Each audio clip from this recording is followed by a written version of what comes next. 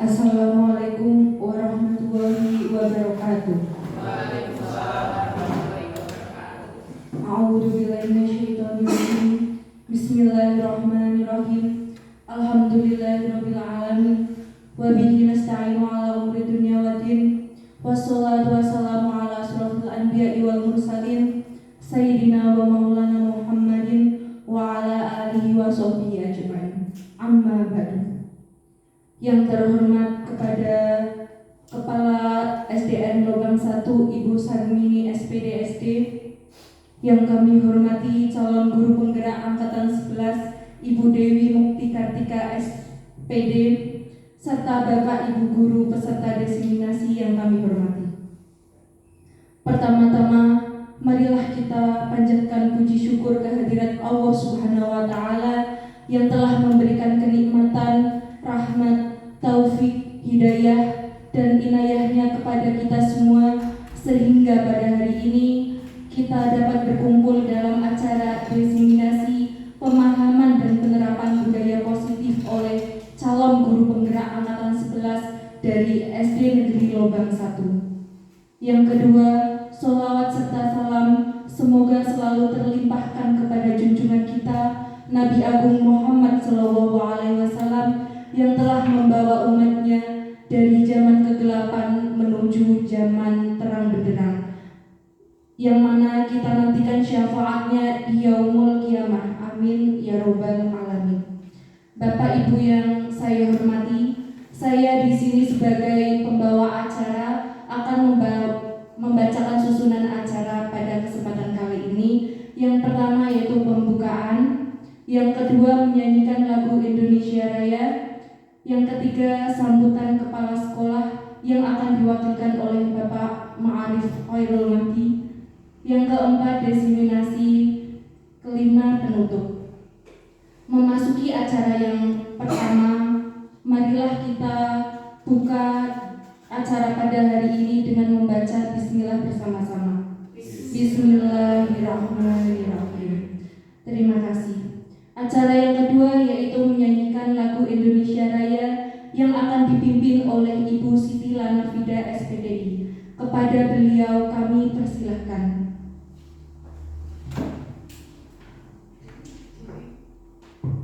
Hadirin dimohon berdiri.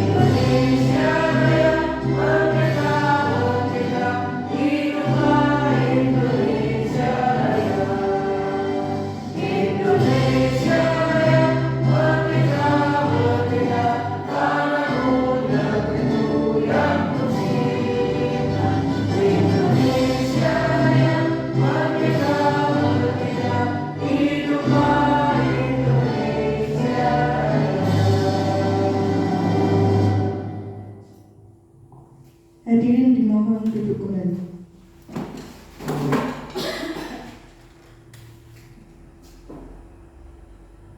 Acara yang ketiga yaitu sambutan kepala sekolah yang akan diwakilkan oleh Bapak Ma'arif Khairul Mahdi.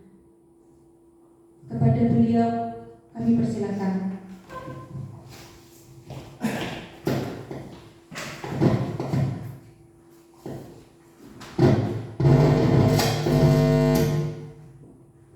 Assalamualaikum warahmatullahi wabarakatuh. Waalaikumsalam warahmatullahi wabarakatuh.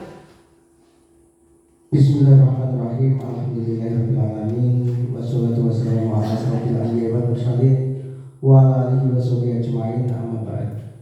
Kepada Ibu Kepala Sekolah SDN Lubang 1, Ibu Sarmini yang saya hormati, kepada Dewan Guru SDN Lubang 1 yang saya hormati, pertama-tama kita panjatkan puji syukur kehadirat Allah Subhanahu wa Ta'ala bahwa di siang hari ini kita dapat berkumpul dalam satu acara diseminasi tentang budaya positif yang akan dipaparkan oleh teman kita Ibu Dewi Mukti Kartika Dewi Negrum yang ngapunten. Di sini kami akan mewakili Ibu Kepala Sekolah. Bapak Ibu yang saya hormati, perlu diketahui bahwa budaya positif itu perlu kita terapkan, kita budayakan di SD Lubang 1. Karena kita sebagai guru pasti menyadari bahwa perkembangan informasi atau teknologi informasi dan komunikasi saat ini berkembang sangat pesat. Di situ bisa diartikan bahwa dengan perkembangan teknologi informasi dan komunikasi yang sangat pesat itu, kita bisa mengakses segala informasi dari belahan dunia manapun. Dari kemajuan teknologi itu, contohnya internet, siapapun, apalagi kita sebagai guru, sangat bermanfaat sekali ketika akan menggali sebuah informasi. Itu bisa kita dapatkan dari yang namanya internet itu tadi. Tetapi di sisi lain, bahwa internet itu bisa berdampak buruk terhadap kita, apalagi anak-anak kita yang kurang bisa menyaring apa yang ada di dalam suatu berita yang ada di media sosial itu.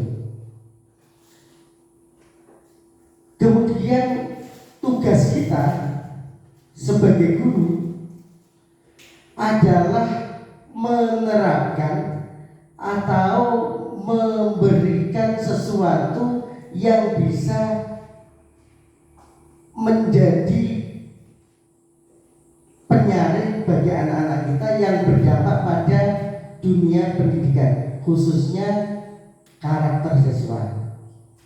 Maka disinilah nanti akan dipaparkan oleh Mbak Dewi tentang budaya positif yang nanti diterapkan di SD Lubang 1 ini, sehingga nanti kita bisa mendapatkan sebuah ilmu, entah itu langkah-langkah atau strategi apa yang akan kita terapkan sebagai pendidik untuk pembelajaran untuk anak didik kita yang berpihak pada siswa-siswi kita.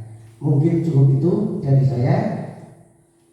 Nanti kita ikuti pemaparan dari Mbak Dewi, semoga bermanfaat dan akhirnya khususnya di SD level 1 dapat membudayakan hal-hal yang positif. Terima kasih. Assalamualaikum warahmatullahi wabarakatuh.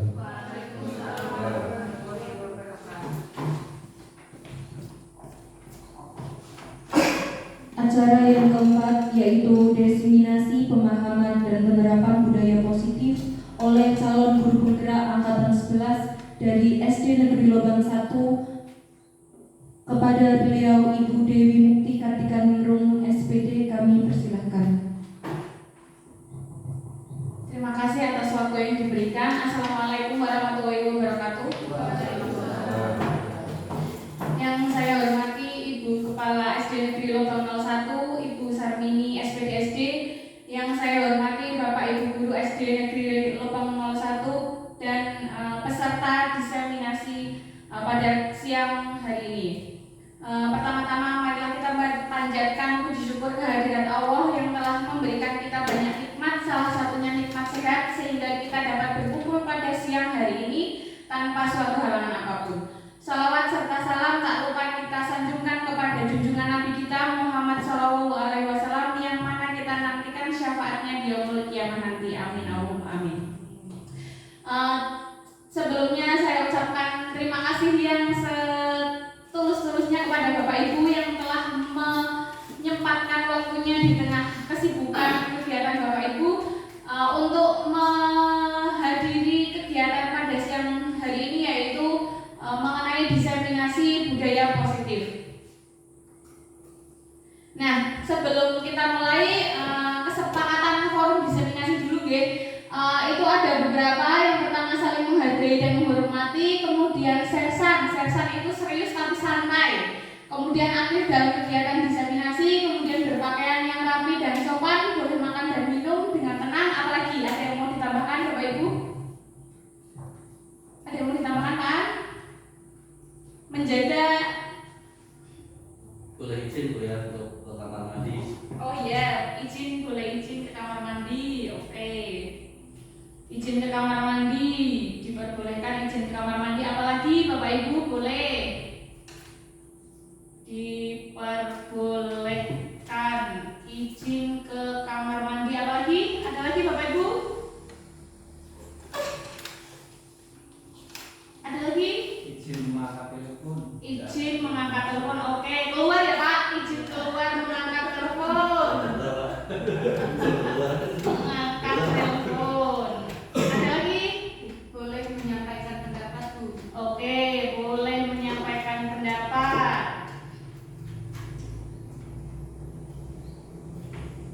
Ada lagi? Menjaga kebersihan kelas ya.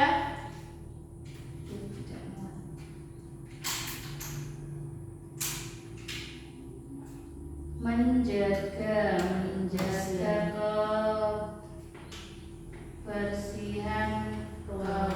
ruangan. Itu ada beberapa kesepakatan pada diseminasi hari ini. Sepakat nih Bapak Ibu? Sepakat. Siap. Oke, kita lanjutkan. Nah, selanjutnya adalah tujuan diseminasi kita hari ini, yaitu terwujudnya visi sekolah melalui penerapan budaya positif.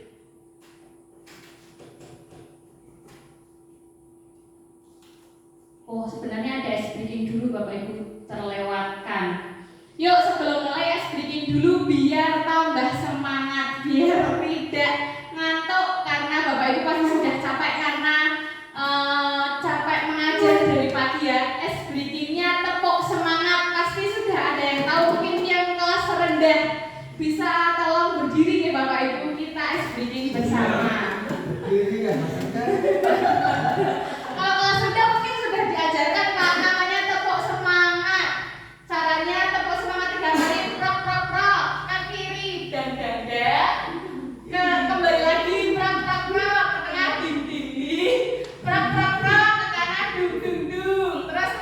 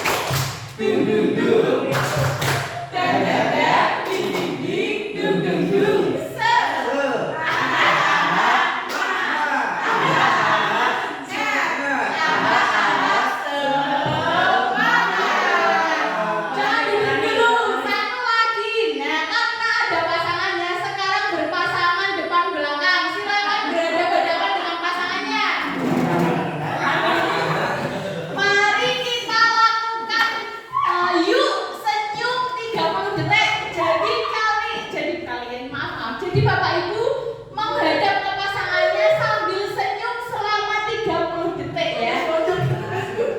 Untuk menambah semangat kita hari ini. Bisa dimulai Bapak Ibu? Sudah ada batakan ya sama temannya. Oke, saya hitung. 1, 2, 3. 1, 2, 3, 4, 5, 6, 7, 8, 9, 10, 11, 12, 13, 14, 15, 16, 17, 18, 19, 20, 21, 22, 23, 24, 25, 26, 27, 28, 29, 30 ya.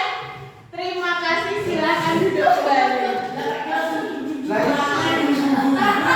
Tadi kan ada badangan sambil tersenyum melihat temannya. Terima kasih.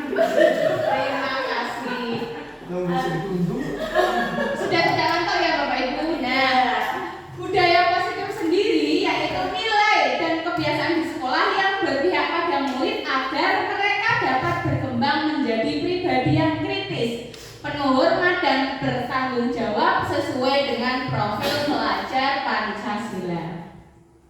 Nah, menurut Ki Hajar Dewantara, mengumpamakan sekolah sebagai sebuah ladang tempat persemaian bibit. Agar bibit bisa berkembang secara maksimal, maka petani dapat memperbaiki kondisi tanah, memelihara bibit tanaman, memberi pupuk dan air, membasmi ulat-ulat atau jamur-jamur yang mengganggu hidup bibit tanaman dan lain sebagainya. Nah, dari uraian tersebut kita dapat memahami bahwa sekolah itu diibaratkan sebagai tanah tempat bercocok tanam, sehingga guru harus mengusahakan sekolah menjadi lingkungan yang menyenangkan, menjaga dan melindungi murid dari hal-hal yang tidak baik. Dengan demikian, karakter murid tumbuh dengan baik sesuai dengan profil pelajar Pancasila. Nah, dalam budaya positif itu ternyata ada 8 konsep inti yang harus kita pelajari, di mana saat yang pertama yaitu ada perubahan paradigma belajar, kemudian yang kedua disiplin positif, yang ketiga nilai-nilai kebajikan, yang keempat kebutuhan dasar manusia, yang kelima motivasi perilaku manusia, yang keenam posisi kontrol guru, yang ketujuh keyakinan kelas, dan yang kedelapan segitiga restitusi. Itu yang perlu kita pelajari dalam menerapkan budaya positif di sekolahan. Yang pertama yaitu perubahan paradigma belajar. Menurut Ki Hajar Dewantara, tujuan pendidikan adalah menuntun segala kodrat yang ada pada anak-anak agar mereka dapat mencapai keselamatan dan kebahagiaan yang setinggi-tingginya baik sebagai manusia maupun sebagai anggota masyarakat. Oleh sebab itu, pendidik hanya dapat menuntun tumbuh atau hidupnya kekuatan kodrat yang ada pada anak-anak agar dapat memperbaiki lakunya hidup dan tumbuhnya sesuai kekuatan kodrat anak. Nah, sekarang saya punya permainan cobalah buka. Jadi berpasangan lagi Bapak Ibu, dua-dua. Ada yang menjadi si A dan rekannya menjadi si B. Jadi yang A itu tugasnya mengepalkan tangan.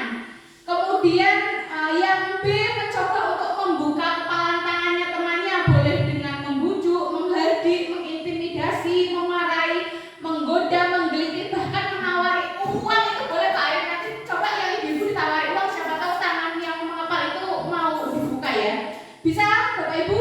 Bisa dilakukan ya. Yuk berpasangan sama temannya. Ada yang mengepal, ada yang bertiga. Waisan bertiga, Waisan. Berarti Pak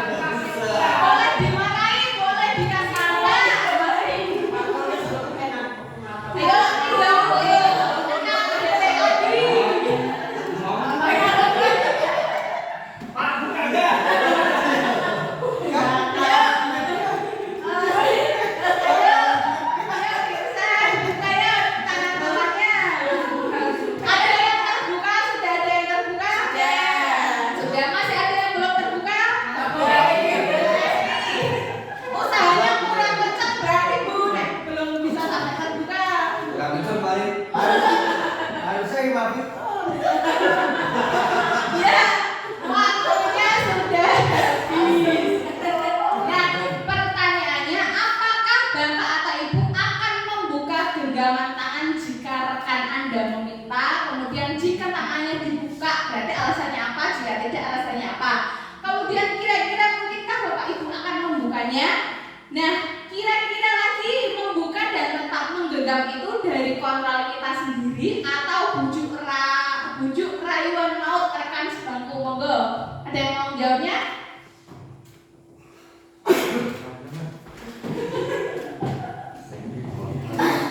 Yang nomor 1 ya. Monggo. Apakah Bapak Ibu akan membuka genggaman tangan jika rekan meminta? Jawabannya saya tidak. Kenapa? Alasannya karena belum adanya hal yang menarik untuk saya membuka tangan. Oh, berarti temannya kurang greget. Iya, Usahanya ya. ya, belum ada yang menarik minat saya untuk membuka tangan ini, belum ada. Oke, terima kasih. Monggo, Bu Wira. Monggo.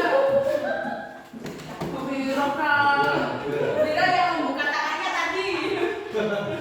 Ya, saya juga pertanyaan nomor 1. Bapak Ibu akan membuka genggaman tangan jika rekan meminta. Alasannya apa? Tadi Bu Kunti belum bisa membuka genggaman tangan saya karena alasan saya sama dengan Mas Aan. Terima kasih. Berarti intinya kurang menarik dan kurang greget ya, Pak. Iya. Ya, cewek mau. Mintanya Ya, terima kasih. Alasan membuka genggaman tadi saya dibujuk tadi langsung tak buka, tidak apa-apa. Karena teman saya minta bantuan, tolong dibuka Bu, ya tak buka. Karena saya bisa, tidak apa-apa. Saling bermanfaat ya. Terima kasih Bapak Ibu sudah bermain, menggenggam dan membuka tangan. Nah, dari permainan tadi ternyata perubahan paradigma teori kontrol menurut Dr. William Glasser itu bahwa ilusi guru mengontrol murid. Kita selalu berpikiran bahwa guru itu mengontrol murid, ternyata tidak. Ternyata murid itu punya kontrol dirinya sendiri. Contohnya ketika dia dikasih PR, misalkan dia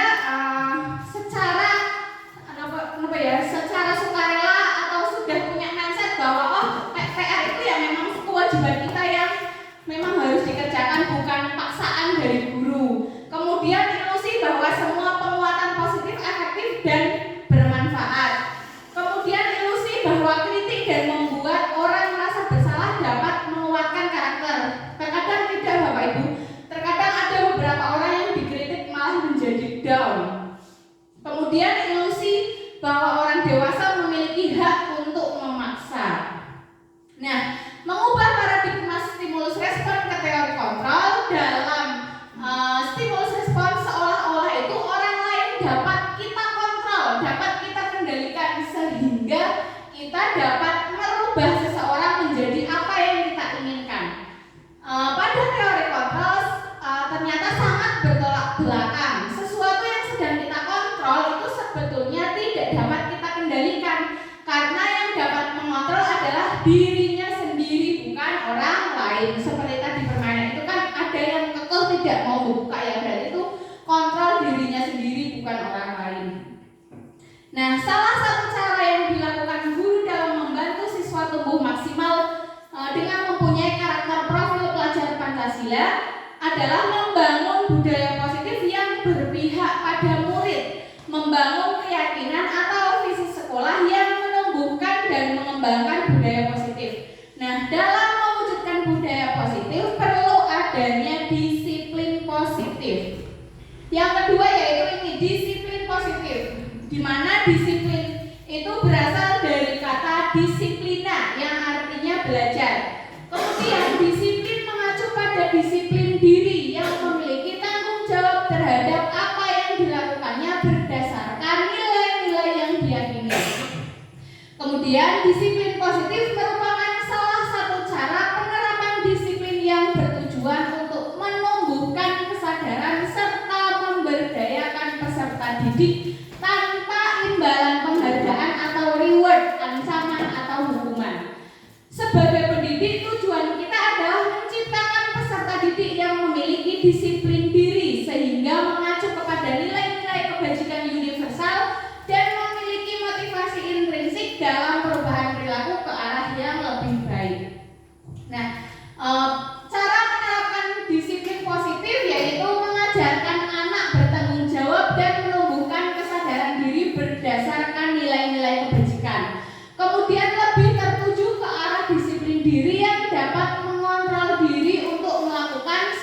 tindakan.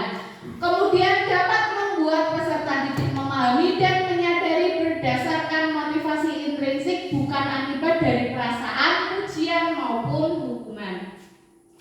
Disiplin banyak orang yang memaknai sebagai sesuatu yang dilakukan seseorang pada orang lain untuk mendapatkan kepatuhan dan memiliki kecenderungan ketidaknyamanan serta sering dihubungkan dengan tata tertib yang berkaitan dengan sanksi dan hukuman bagi yang melanggarnya. Nah, kita pasti kalau dulu berpikiran bahwa hukuman itu merupakan salah satu untuk mendisiplinkan siswa ya. Kita seringkali menandakan bahwa hukuman adalah bentuk yang sama dengan proses pendisiplinan dan memberikan hukuman sebagai salah satu langkah dalam proses disiplin murid.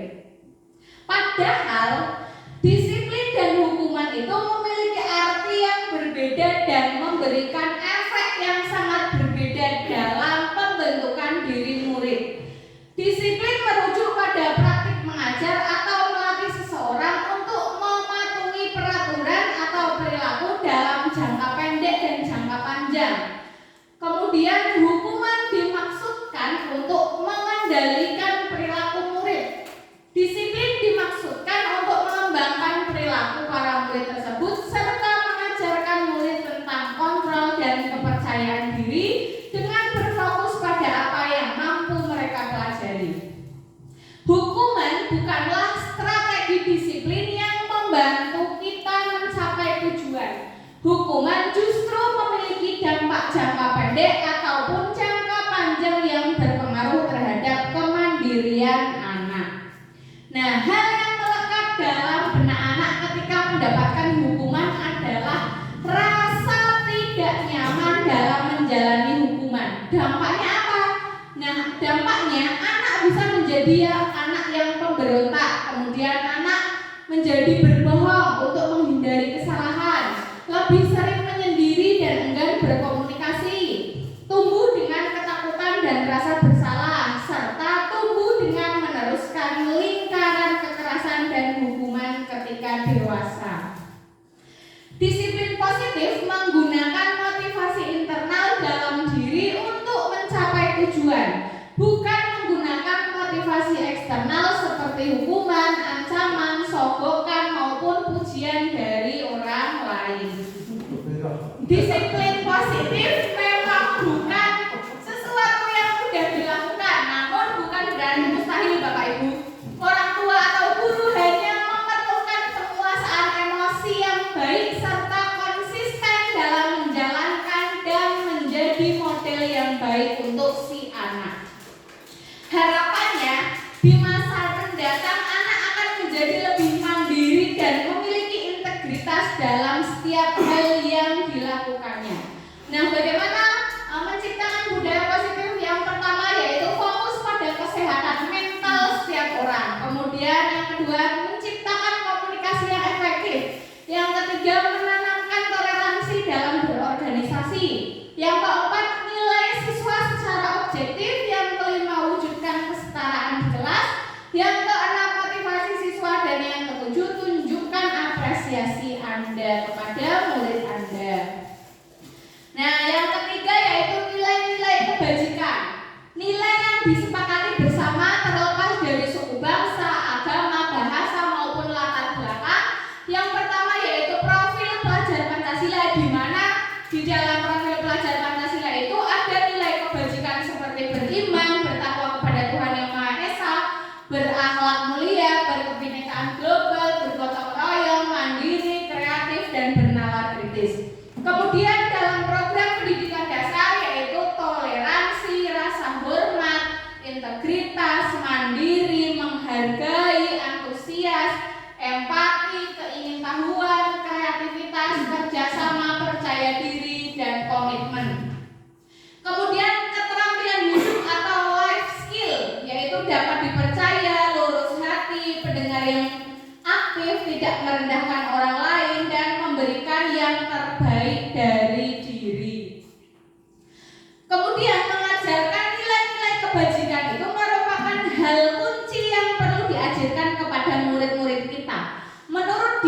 Ferguson berpendapat bahwa bila kita ingin menumbuhkan motivasi intrinsik dari dalam diri seseorang, maka tumbuhkan pemahaman terhadap nilai-nilai kebajikan universal. Nilai-nilai kebajikan adalah sifat-sifat positif manusia yang merupakan tujuan mulia yang ingin dicapai setiap individu. Nilai-nilai tersebut bersifat universal dan lintas bahasa, suku bahasa, agama maupun latar belakang. Dengan mengaitkan nilai-nilai kebajikan yang diyakini seseorang, maka motivasi intrinsiknya akan terbangun, sehingga menggerakkan motivasi dari dalam untuk dapat mencapai tujuan mulia yang diinginkan. Nah, nilai-nilai kebajikan yang ingin dicapai oleh setiap anak di Indonesia sekarang ini yang kita kenal dengan profil pelajar Pancasila, yaitu nilai kebajikannya tadi: beriman, bertakwa kepada Tuhan Yang Maha Esa dan berakhlak mulia, mandiri, bernalar kritis, berkebinekaan global, bergotong royong, dan kreatif. Kemudian yang keempat ada kebutuhan dasar manusia. Kira-kira kalau melihat gambar di sebelahnya, kebutuhan dasar manusia itu apa saja Pak Arif? Ada berapa? Menurut saya kebutuhan dasar manusia itu ada 4. Yang pertama sandang, pangan, papan, dan juga kebutuhan hiburan. Kebutuhan hiburan itu maksudnya kebutuhan orang aslinya. Tapi lupa ada itu. Berarti 4 ya menurut Pak Arif. Tersier, Pak. Tersier, betul. Ya itu menurut saya. Ada lagi yang mau berpendapat? Pak Alfi?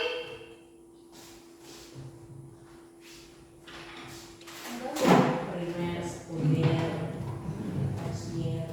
Ya, terima kasih. Kalau menurut saya hampir sama dengan apa yang disampaikan oleh Pak Arif.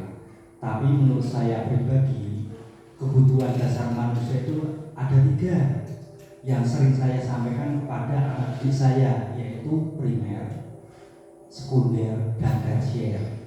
Primer bisa diartikan kebutuhan pokok seperti pangan, papan, dan sandang. Sedangkan kebutuhan sekunder, kebutuhan yang dipenuhi setelah kebutuhan primer ada atau terpenuhi, dan tersier juga seterusnya setelah kebutuhan primer dan sekunder terpenuhi. Mungkin itu yang dapat saya sampaikan. Terima kasih. Ada lagi? Pak, cukup? Terima kasih atas pendapatnya mengenai kebutuhan dasar manusia. Nah, ternyata di dalam pendidikan guru penggerak yang saya sedang lakukan ini, ternyata ilmunya ada 5 kebutuhan dasar manusia itu. Yang pertama yaitu bertahan hidup, kemudian yang kedua cinta dan kasih sayang diterima, yang ketiga kesenangan, yang keempat kebebasan, dan yang kelima penguasaan. Nah, kebutuhan setiap orang itu berbeda, maka dari itu kita harus berusaha memahami pandangan orang lain tentang dunia. Setiap orang memiliki gambaran yang berbeda. Contoh kasus, Pak Arif, guru kelas 6 di SD Lubang 1, sedang bingung menghadapi ulah salah satu murid di kelas bernama Rafa. Beberapa anak telah datang dan mengeluhkan Rafa yang seringkali meminta bekal makan siang karena dengan paksa. Jika Anda menghadapi situasi seperti Pak Arif, apa yang Anda lakukan? Menurut Anda, kira-kira apa alasan Rafa melakukan hal itu? Monggo, siapa yang mau menjawab? Arif dulu. Kan Pak Arif jadi guru.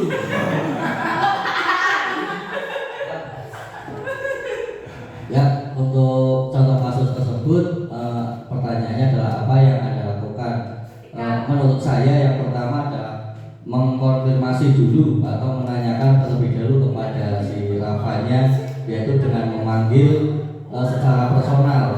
Jadi agar si Rafa ini bisa menyampaikan alasannya, unek-uneknya kenapa dia melakukan hal seperti itu. Bisa saja karena dia tidak dibekali dari rumah, atau mungkin ada juga permasalahan di keluarganya yang sehingga dia tidak membawa bekal. Kemudian juga dari sisi karakteristiknya si Rafa ini mungkin yang sudah menjadi kebiasaan suka meminta teman, mungkin seperti itu, Bu. Jadi yang saya lakukan adalah dengan mengkonfirmasi, menanyakan terlebih dahulu alasannya apa, kemudian dicari solusinya. Jadi seperti itu. Terima kasih. Oke, ada lagi yang lain? Bu Fira? Bu Kuning? Pak Lutfi? Pak? Guru aslinya. Ya, terima kasih waktunya. Sebagai Pak Arif, saya di situ yang langsung berhubungan langsung dengan siswa saya, Rafa. Kalau menurut saya, Rafa di situ kan sering meminta teman-temannya makan kepada teman-temannya. Kalau saya langsung sebelum konfirmasi, Rafa suruh minta ke Pak Guru langsung. Itu yang pertama. Karena itu dulu juga pernah ada anak didik di lubang 1 yang seperti itu.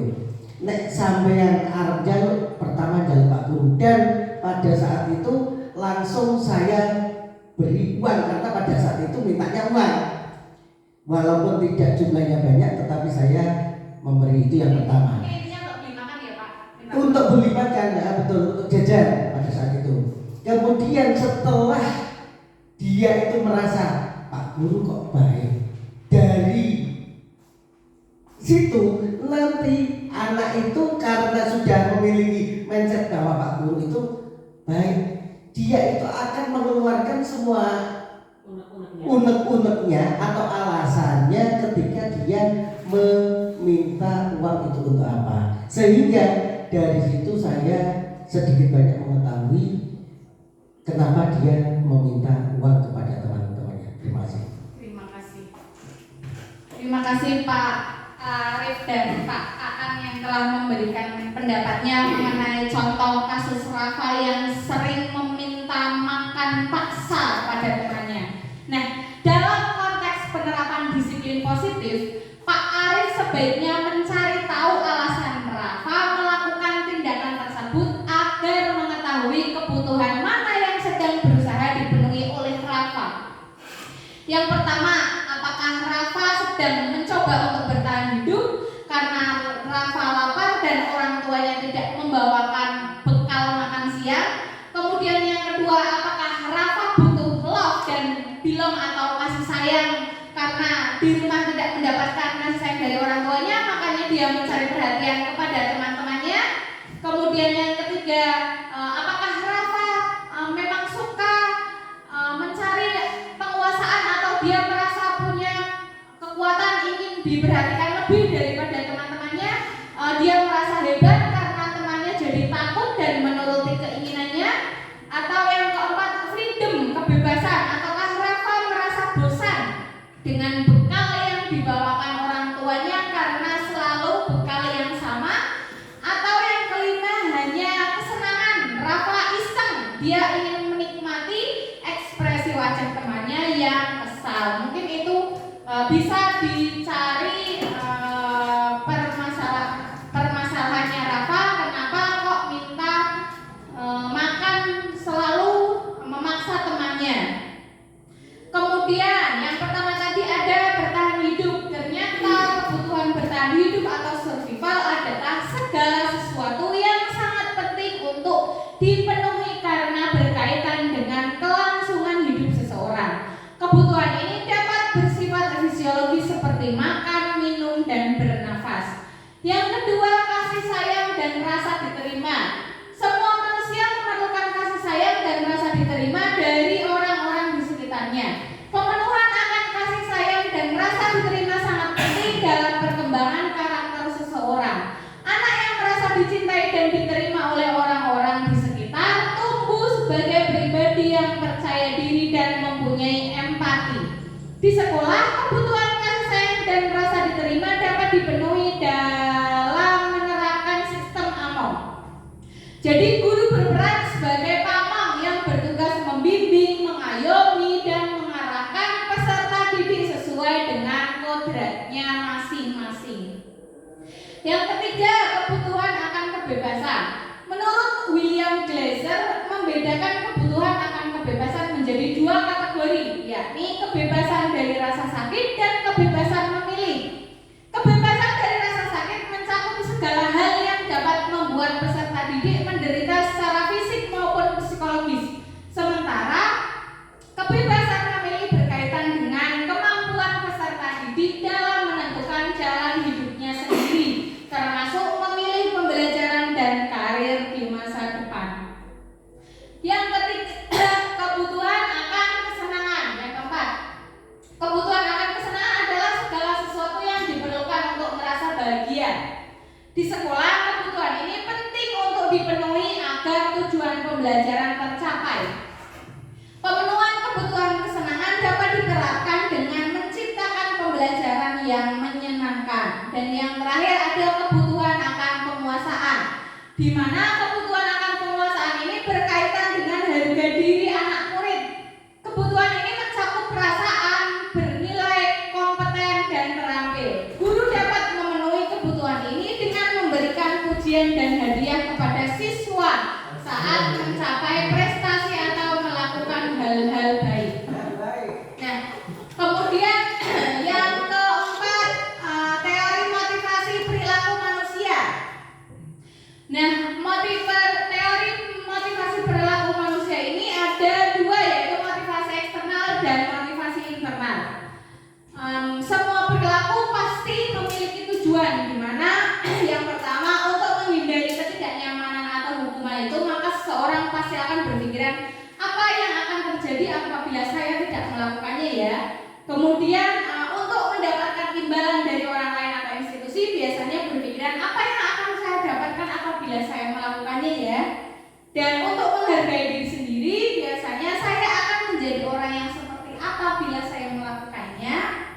Nah, hukuman dan sanksi atau konsekuensi. Lagi ada kasus lagi nih. Iva kurang menguasai pelajaran matematika, sehingga pada saat pelajaran tersebut berlangsung, dia lebih banyak berdiam diri atau menggambar di buku pelajarannya.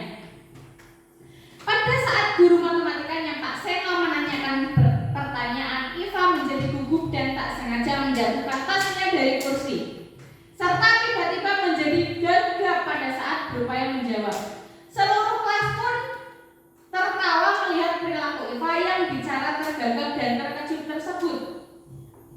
Pak Seno pada saat itu membiarkan teman-teman Iva menertawakan Iva yang tergagap dan malu luar biasa, dan malahan minta Iva untuk maju ke depan dan berdiri di depan kelas sambil menunjuk hidungnya karena tidak bisa menjawab pertanyaan Pak Seno.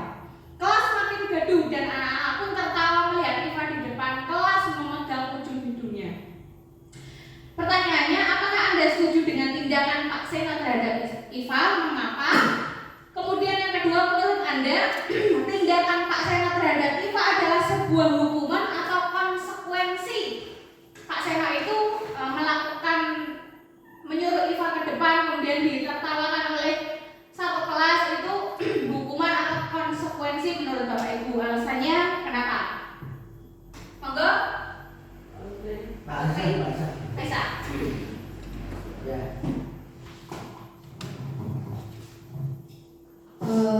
Menurut saya tidak setuju dengan tindakan Pak Seno terhadap Iva, karena si Iva tersebut bisa mental down, Bu. Jadi dia merasa tambah tidak suka dengan Pak Seno, dia merasa malu dengan teman-temannya, dan dia makin tidak suka dengan pelajaran tersebut, sehingga mungkin saja di pelajaran selanjutnya itu Iva nilainya makin turun dan dia tidak menjadi anak yang tidak pede. Terima kasih. Kemudian itu menurut Bu Aisyah hukuman atau konsekuensi? Kalau seperti itu menurut saya hukuman dari Pak Seno. Alasannya mengapa? Alasannya karena disuruh untuk maju ke depan, berdiri dan menunjuk hidungnya. Ya, ada lagi? Alfi? Ini pertanyaannya Pak Seno ya?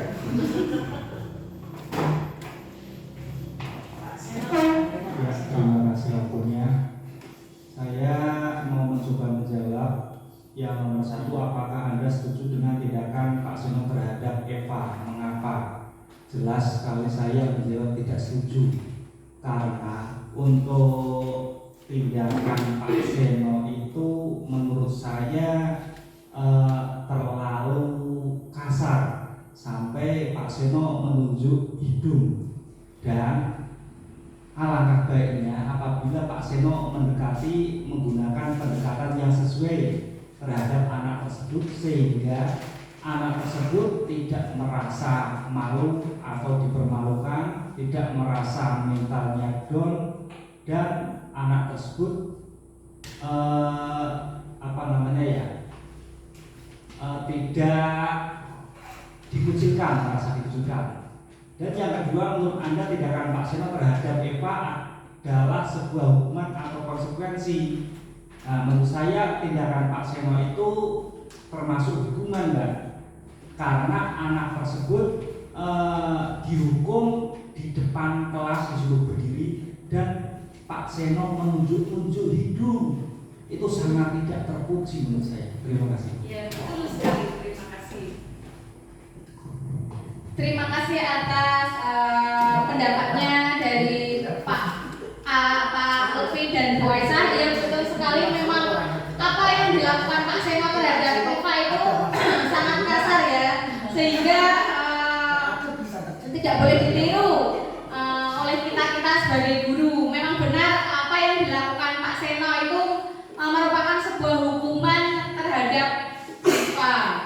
Nah, itu ada tabel hukuman dan sanksi atau konsekuensi, di mana hukuman itu sesuatu yang menyakitkan harus terjadi, negatif ya. Kalau konsekuensi berarti netral, sesuatu yang harus terjadi. Kemudian restitusi merupakan pilihan atau positif. Nah, kemudian hukuman tidak nyaman untuk murid atau untuk jangka waktu panjang. Nah, konsekuensinya tidak nyaman untuk murid atau jangka waktu pendek. Kemudian restitusinya menguatkan untuk murid atau anak dalam waktu panjang. Kalau hukuman, korban mendapatkan keadilan. Kalau konsekuensi, korban bisa diabaikan. Kalau restitusi, korban mendapatkan ganti dan lain sebagainya. Kemudian game, hukuman atau konsekuensi. Nah, game. Menurut Bapak Ibu, lari mengelilingi lapangan basket 2 kali karena terlambat hadir di sekolah, menurut Bapak Ibu hukuman atau konsekuensi? Hukuman atau konsekuensi? Apa? Konsekuensi. Mari kita lihat. Jawabannya adalah hukuman. Lagi, membersihkan coretan yang dibuatnya di meja tulis, hukuman atau konsekuensi? Konsekuensi. Mari kita lihat. Ya, betul. Lagi, murid diminta untuk push up 15 kali karena tidak menggunakan masker ke sekolah. Hukuman, oke. Menggantikan kertas tugas teman yang telah dicoret-coret. Sip, oke. Berjemur di lapangan basket pukul 12 siang karena ngobrol dengan teman. Ya, betul, hukuman. Murid diminta bertelanjang kaki sepanjang hari karena tidak menggunakan sepatu warna hitam sesuai peraturan sekolah. Oke, hukuman. Berdiri di depan kelas sambil mengangkat kaki satu karena tidak bisa menjawab pertanyaan. Oke, hukuman. Nah, yang ke-5,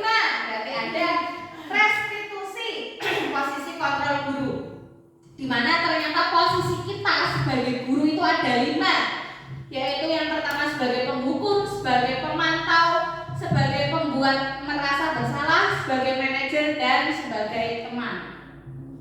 Penghukum, seorang penghukum bisa menggunakan hukuman fisik maupun verbal. Orang-orang yang menjalankan posisi penghukum senantiasa mengatakan bahwa sekolah memerlukan sistem atau alat yang dapat lebih menekankan murid-murid lebih dalam lagi. Guru-guru yang menerapkan posisi penghukum akan berkata, patuhi aturan saya, atau awas ya kamu selalu saja salah, pasti selalu yang terakhir selesai. Nah, mungkin kalimatnya seperti itu kalau penghukum. Kemudian membuat merasa bersalah. Pembuat orang merasa bersalah akan menggunakan keheningan yang membuat orang lain merasa tidak nyaman, bersalah atau rendah diri. Kata-kata yang keluar dengan lembut akan seperti, ibu sangat kecewa sekali dengan kamu nak. Kemudian berapa kali bapak harus memberitahu kamu ya. Kemudian gimana coba kalau orang tua kamu tahu berbuat kamu berbuat begini. Nah, di posisi ini murid akan memiliki penilaian diri yang buruk tentang diri mereka. Murid merasa tidak berharga dan telah mengecewakan orang-orang yang disayanginya. Kemudian kita sebagai teman, guru pada posisi ini tidak akan menyakiti murid, namun akan tetap berupaya mengontrol murid melalui persuasi. Guru di posisi teman menggunakan hubungan baik dan humor untuk mempengaruhi seseorang. Mereka akan berkata, ayo bantulah demi bapak ya, atau ayo ingat tidak bantuan bapak selama ini. Ya sudah, kali ini tidak apa-apa, nanti ibu bantu bereskan. Mungkin seperti itu. Nah, monitor atau pemantau berarti mengawasi. Pada saat kita mengawasi, kita bertanggung jawab atas perilaku orang-orang yang kita awasi. Posisi pemantau berdasarkan pada peraturan-peraturan dan konsekuensi. Dengan menggunakan sanksi atau konsekuensi, kita dapat memisahkan hubungan pribadi kita dengan murid sebagai seseorang yang menjalankan posisi pemantau. Kemudian ada manajer. Ternyata kita juga sebagai manajer. Manajer adalah posisi mentor di mana guru berbuat sesuatu bersama dengan murid, mempersilahkan murid mempertanggungjawabkan perilakunya, mendukung murid agar dapat menemukan solusi atas permasalahannya sendiri. Kemudian seorang manajer telah memiliki keterampilan di posisi teman maupun pemantau. Kemudian manajer, murid diajak untuk menganalisis kebutuhan dirinya maupun kebutuhan orang lain.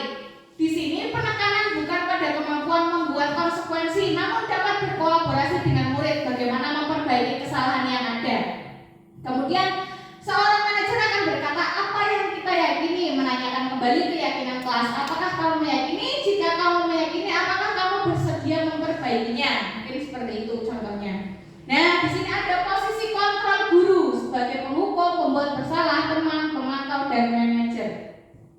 Kalau penghukum dampaknya ke murid, mungkin murid akan mengulangi kesalahannya. Kemudian pembuat merasa bersalah, dampaknya murid akan merasa rendah diri. Kemudian ketika kita menjadi teman, maka dampaknya murid akan menjadi tidak mandiri atau tergantung kepada kita.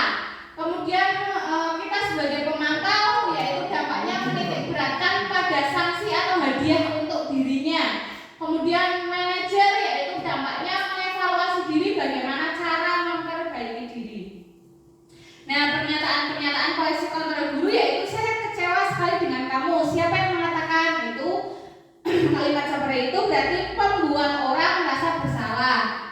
Kamu tidak pernah benar melakukannya, berarti itu kalimat penghukum.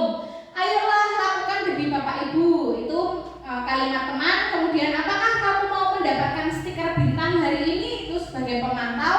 Kemudian bagaimana kamu bisa menyelesaikan masalah ini? Itu sebagai manajer. Kemudian kamu selalu yang paling terakhir, berarti itu penghukum. Contoh kasus lagi. Pada hari Senin Pak Harun tidak masuk sekolah. Pak Harun merupakan guru matematika.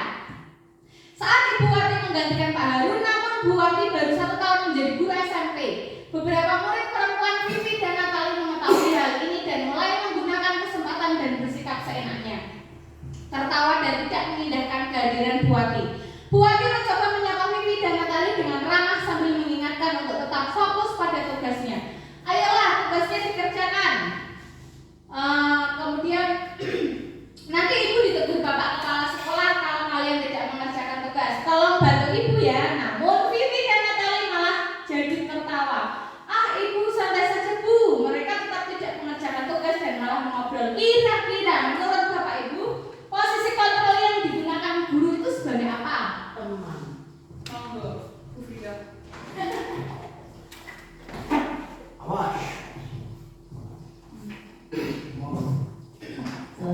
kasih. Kalau menurut saya berdasarkan ilustrasi cerita tersebut, metode yang digunakan Ibu Vivi yaitu sebagai teman. Nah, dengan kata kunci, ayolah, nantimu ya. Ayolah tugas. Tolong bantu ibu ya. Itu kalau tidak salah kata kunci sebagai teman. Tetapi menurut saya mungkin Bu Vivi maksudnya agar anak itu lebih terbuka sama Bu Vivi karena kan usia SMP, usia remaja. Tetapi ternyata sebagai teman Vivi dan Natali malah pesannya menyepelekan. Jadi Ibu Wati perlu mengganti metode yang lain. Bisa saja mengganti metode hukuman atau pemantauan atau yang lainnya yang sesuai dengan situasi dan kondisi saat tersebut. Jadi penggunaan metode itu bisa diubah-ubah sesuai dengan kondisi menurut saya. Terima kasih. Ada lagi? Pak An? Sudah. Oke, terima kasih atas pendapatnya Bu Viro. Nah, kemudian lanjut saja yang ke berapa ini? Yang ke-6, mungkin 2 lagi selesai. Keyakinan kelas. Keyakinan kelas adalah nilai-nilai kebajikan atau prinsip-prinsip universal yang disepakati bersama secara universal, terlepas dari perbedaan agama, suku, negara, dan bahasa. Menurut Gosen lagi, suatu keyakinan akan lebih dalam, seseorang akan lebih bersemangat untuk menjalankan keyakinannya daripada hanya sekedar mengikuti peraturan. Kira-kira kalau peraturan kelas dengan keyakinan kelas sama atau berbeda Bapak Ibu? Sama atau beda Pak? Kenapa? Peraturan kelas dan keyakinan kelas. Bedanya kalau peraturan itu biasanya hanya dari sumbernya dari satu orang, tapi kalau kesepakatan itu biasanya diawali dari diskusi, kemudian apa saja yang disepakati itu ya harus dilakukan secara bersama-sama dengan kesadaran masing-masing. Ketika ada yang melanggar, maka akan adanya konsekuensi, bukan sebuah hukuman. Karena kalau di di peraturan itu lebih ke hukuman, tapi kalau di keyakinan itu lebih ke konsekuensi yang harus dihadapi ketika itu tidak sesuai dengan apa yang sudah disepakati bersama. Oke, terima kasih Pak Aan atas pendapatnya. Ya, memang beda keyakinan kelas dengan peraturan kelas ya. Kalau peraturan kelas itu ya dibuat gurunya, kalau keyakinan kelas berarti dibuat bersama dengan anak-anaknya. Nah, keyakinan kelas membangun budaya positif di sekolah, di mana yang paling luar sendiri itu ada budaya positif.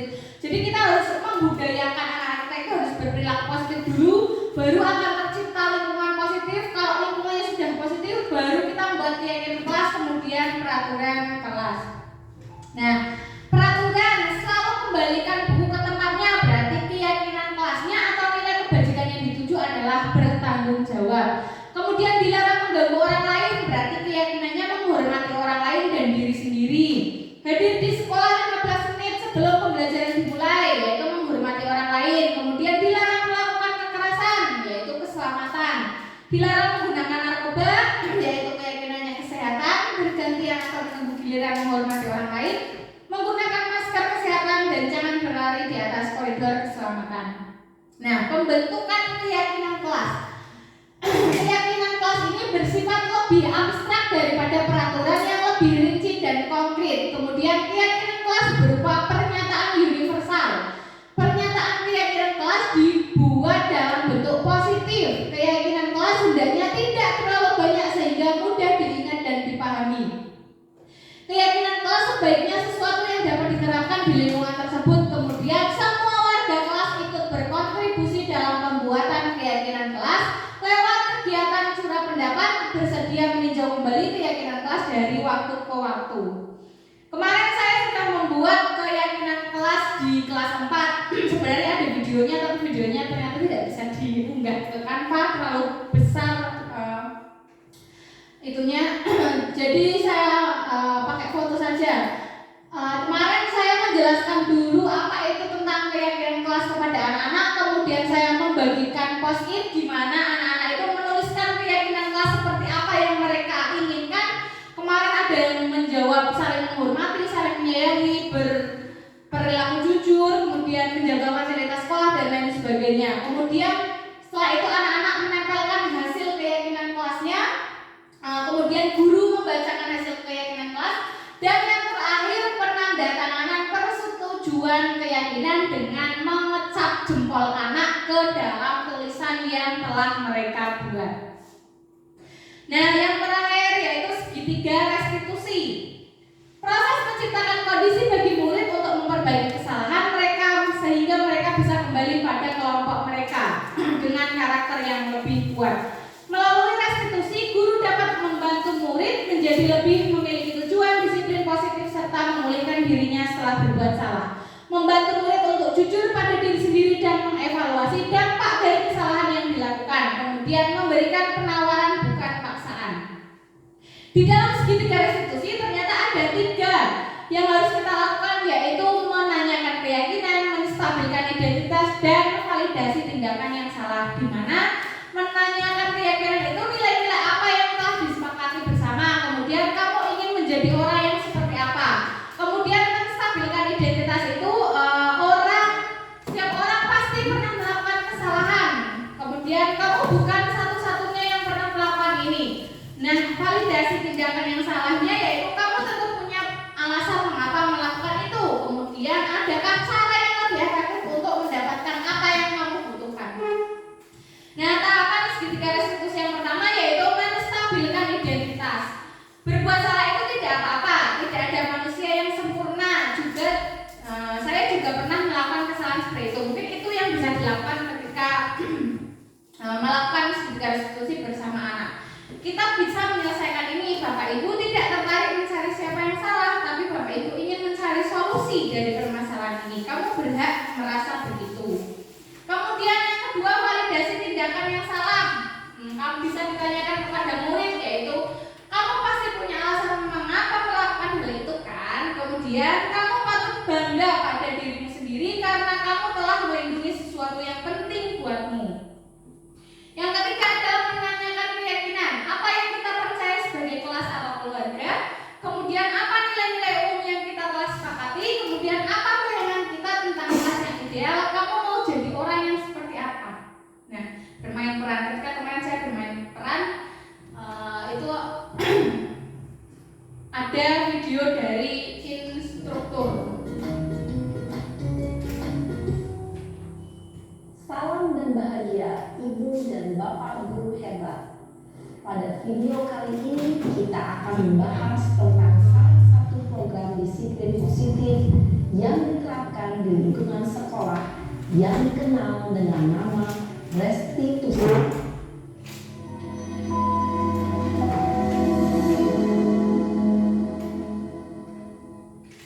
Restitusi dikembangkan oleh pakar pendidikan dari dosen, berlandaskan pada teori kontrol Dr. William Blaser.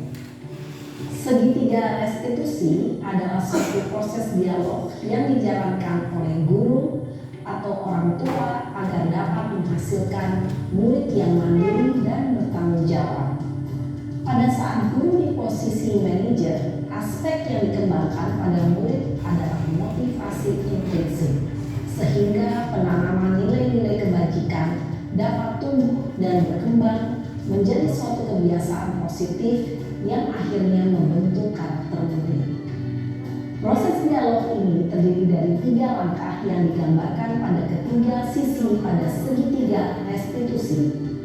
Sisi pertama adalah menstabilkan identitas. Sisi yang kedua adalah validasi tindakan yang salah. Dan sisi yang ketiga adalah menanyakan keyakinan. Ibu dan Bapak Guru, berikut ini akan ditunjukkan bagaimana seorang guru berada dalam posisi manajer menggunakan penerapan segitiga restitusi.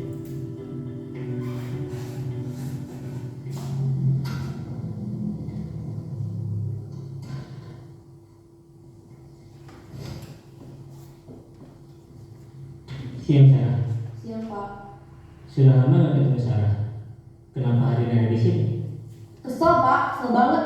Masa aku dikatain tukang fitnah Pak? Ya aku marah lah. Aku balik katain Eka di depan kelas. Kesel banget. Oh begitu.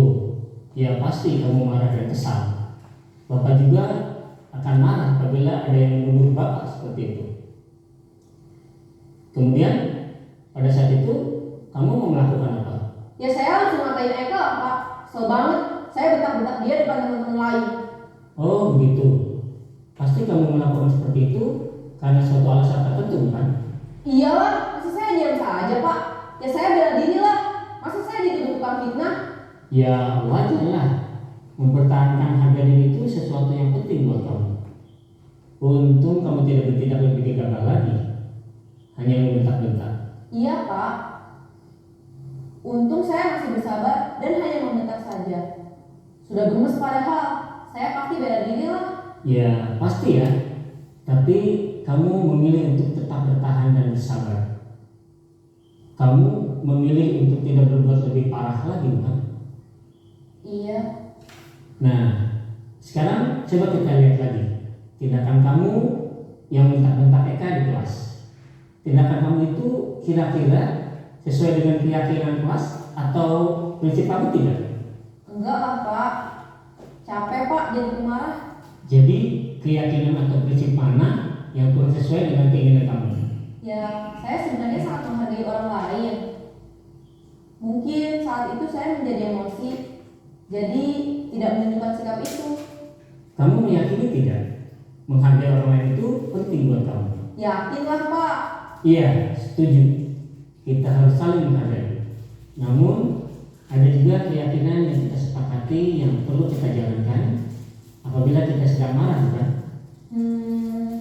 Ya saya bisa lebih proaktif, mulai dengan diri sendiri. Saya bisa jadi lebih bersabar, mengambil waktu jeda untuk berpikir mau apa selanjutnya. Kira-kira kamu bersedia memperbaiki masalah ini tidak? Bersedia Pak. Kalau kamu memperbaiki masalah ini, kamu akan menjadi orang seperti apa? Saya akan menjadi orang yang bertanggung jawab kali ya Pak. Dan senantiasa proaktif. Iya, menurut kamu bagaimana rasanya menjadi orang seperti itu? Ya nyaman lah, bangga bisa bersabar dan menahan diri. Baiklah kalau begitu. Yuk kita pikirkan bagaimana memperbaiki masalah ini.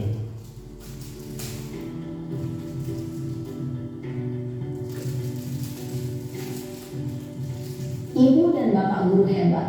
Baru saja kita menyaksikan contoh bagaimana seorang guru berada dalam posisi manajer menggunakan penerapan segitiga restitusi. Mari kita bahas satu persatu.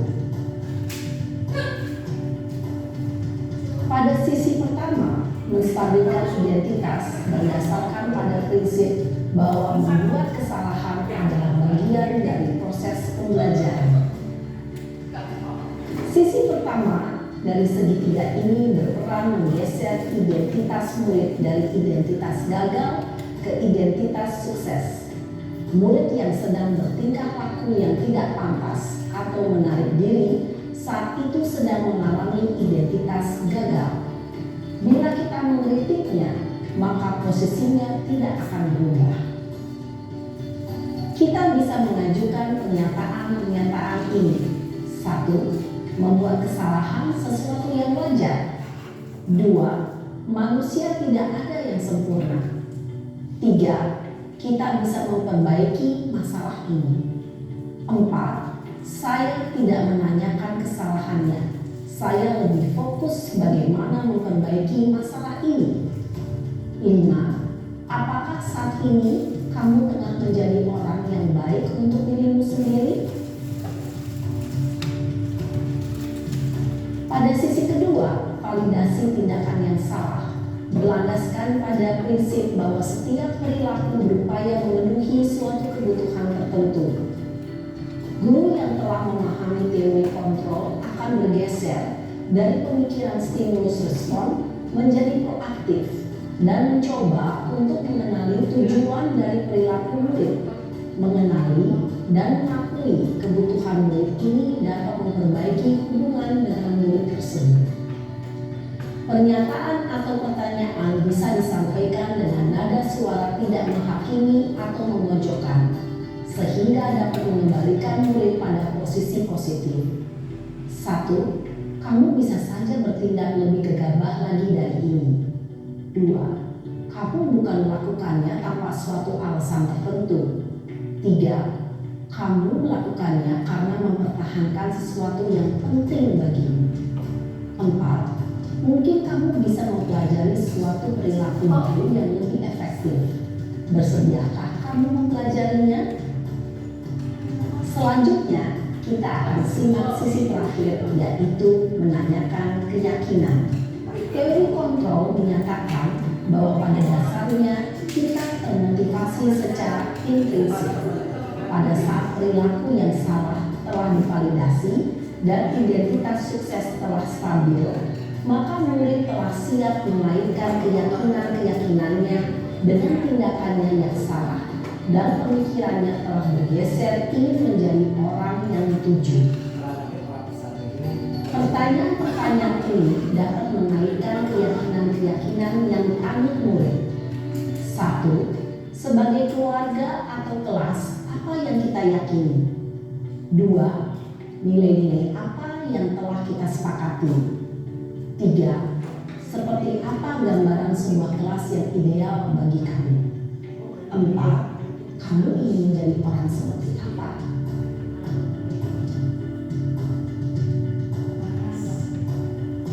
Dalam menerapkan segitiga restitusi, perlu diperhatikan beberapa hal, yaitu 1. Perilaku yang salah perlu dikaitkan dengan nilai-nilai atau keyakinan-keyakinan yang telah disepakati atau dituju. 2. Kesediaan orang yang melakukan kesalahan untuk memperbaiki masalah. 3. Pemecahan masalah sebisa mungkin relevan atau memiliki hubungan dengan masalah yang ada. 4. Usaha. Perlu adanya suatu usaha perbaikan dari pihak yang berbuat kesalahan. 5. Waktu. Perlu didedikasikan waktu dari pihak yang berbuat kesalahan. Tanyakan kapan akan mulai diberlakukan usaha untuk memperbaiki masalah. Dengan memahami struktur penerapan segitiga restitusi, diharapkan guru dapat menerapkan posisinya sebagai manajer dengan mengajukan pertanyaan-pertanyaan bermakna yang dapat membuat murid menjadi lebih percaya diri, bertanggung jawab, dan mandiri. Nah, ibu bapak guru perlu tidaknya mengikuti ketiga tahapan dalam segitiga restitusi bergantung pada ringan beratnya suatu permasalahan. Misalnya, bila permasalahan tersebut ringan, maka tidak perlu dijalankan secara berurutan. Bahkan bisa semudah menanyakan apa keyakinan yang kita sepakati. Dengan menjalankan segitiga restitusi, dengan mengajukan pertanyaan-pertanyaan bermakna, diharapkan murid menjadi lebih kuat secara pribadi, dapat membuka wawasan hidup agar dapat menyelesaikan permasalahannya sendiri, semakin percaya diri, mandiri, dan merdeka. Salam dan bahagia, ibu bapak guru hebat. Nah, kira-kira kalau melihat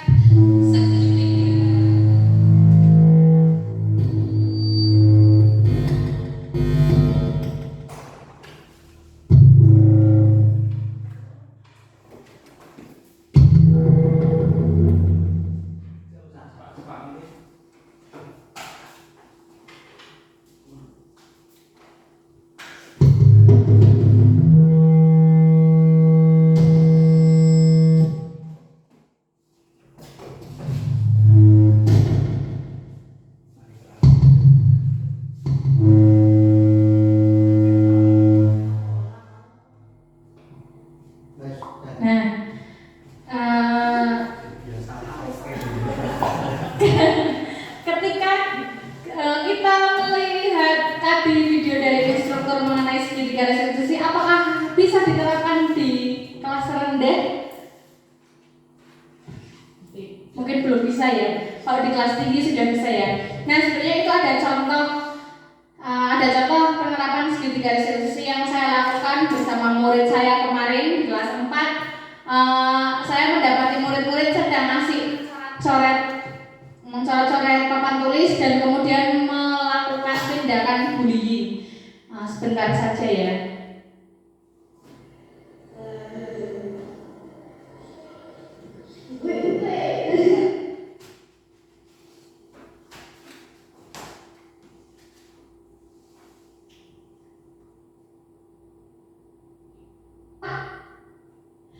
ternyata mereka berdua itu memang, saya tanya kenapa kok melakukan bullying, ternyata mereka bilangnya seru Bu Guru, padahal itu kan merugikan orang lain ya. Jadi mereka sadar kalau mereka berdua itu sedang ada dalam masalah. Nah kemudian saya tanya, kalau sudah tahu mereka berbuat salah, apa yang akan mereka lakukan? Nah, kemudian mereka menjawab akan meminta maaf kepada temannya yang dibully. Kemudian katanya saya tanya lagi keyakinan kelasnya apa? Nah, kemudian mereka jawab saling menghormati Bu Guru. Nah, berarti mereka sadar akan kesalahan mereka. Nah, kemudian dalam penerapan segitiga restitusi, intinya adalah ketika anak berbuat kesalahan jangan dibiasakan atau disuruh dengan menebus hukuman, karena dengan hukuman anak tidak akan merubah sikapnya dan cenderung menjadi anak yang pendendam. Tetapi sebagai guru kita harus menuntut anak mencarikan solusi supaya anak bisa menemukan solusi permasalahannya sendiri. Restitusi akan membuat anak belajar untuk memecahkan masalahnya dan memperbaiki kesalahan mereka, sehingga mereka akan kembali pada kelompok mereka dengan karakter yang lebih kuat. Kesimpulannya adalah dari 8 konsep inti tadi mengenai budaya positif atau disiplin positif, hendaknya guru menjadi contoh teladan bagi murid atau guru berperan sebagai AMO atau manajer yang menuntun murid-muridnya menjadi insan yang mandiri, merdeka, dan bertanggung jawab. Mungkin itu yang dapat saya paparkan pada hari ini. Mohon maaf apabila ada tutur kata yang kurang berkenan. Semoga bermanfaat untuk kita semua dan bisa membawa sedikit banyaknya perubahan khususnya di sekolah kita. Terima kasih. Ada pertanyaan Bapak Ibu? Kalau tidak ada saya cukupkan. Cukup? Cukup. Oke, terima kasih atas waktunya. Saya akhiri. Wabillahi taufiq wal hidayah. Wassalamualaikum warahmatullahi wabarakatuh.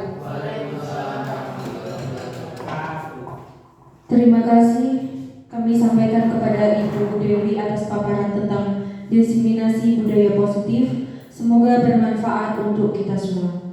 Bapak Ibu yang saya hormati, demikianlah acara pada hari ini. Saya selaku pembawa acara, apabila ada kesalahan ataupun kekurangan, mohon maaf yang sebesar-besarnya dari saya. Cukup sekian, mari bersama-sama membaca hamdalah. Alhamdulillahirabbil alamin. Wassalamualaikum